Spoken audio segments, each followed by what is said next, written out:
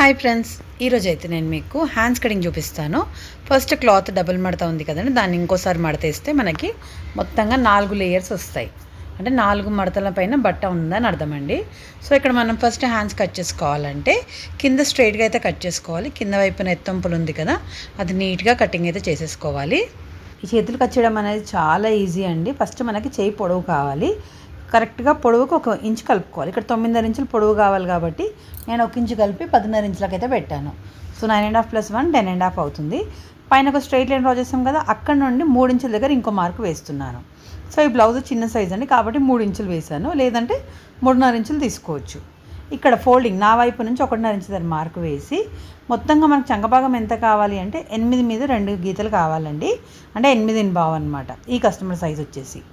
ఈ బ్లౌజ్ మొత్తం వీడియో అయితే ఉందండి, మొత్తం కటింగ్ చేసింది. మీకు ఇంట్రెస్ట్ ఉంటే చూడండి, కింద లింక్ ఇస్తాను. సో ఇక్కడ హ్యాండ్స్ కటింగ్ వరకు అయితే మీకు ఈజీగా చెప్తున్నాను. లోతు కూడా చాలా సింపుల్ టెక్నిక్తో తీసుకోవచ్చు అండి. ఇక్కడ కింద వైపున అయితే హ్యాండ్ రౌండ్ అయితే మార్క్ చేస్తాను 5.5 ఇంచుల దగ్గర, మళ్ళీ 2 ఇంచులేమో ఖర్చు కోసం అనమాట. ఈ విధంగా పెట్టేసుకున్నాం కదా. ఇప్పుడు సైడ్కి కొంచెం జాయింట్ పడుతుంది. ఎంత అంటే చాలా కొంచెం అండి. ఆ జాయింట్ చంకభాగం వరకు వేస్తే సరిపోతుంది అనమాట. సో ఇప్పుడైతే ఇది కటింగ్ అయితే చేసేస్తున్నాను. చూసారు కదా, చాలా సింపుల్గా అయిపోతుందండి. మనకి చేయి పొడవు చేయి రౌండ్ తెలిస్తే చాలు, హ్యాండ్స్ కటింగ్ అనేది ఈజీగా వచ్చేస్తుంది. సో ఇక్కడ వైపున ఫోల్డింగ్ ఉంటుంది కాబట్టి ఆ ఫోల్డింగ్ కూడా కట్ చేశారు. ఇప్పుడు లోతు తీయడం ఎంత సింపుల్లో చూపిస్తాను చూడండి. సింపుల్ టెక్నిక్తో చేసుకోవచ్చు.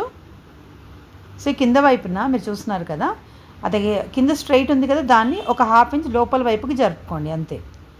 పైన 2 మడతలు ఉన్నాయి కదా, అవి 2 మడతలు మాత్రమే ఒక 1/2 ఇంచ్ లోపలికి మడతేసుకోవాలి, అంటే జరుపుకోవాలి, వెనక్కి జరుపుకోవాలి. చూసారు కదా, ఈ విధంగా చేస్తే చాలండి.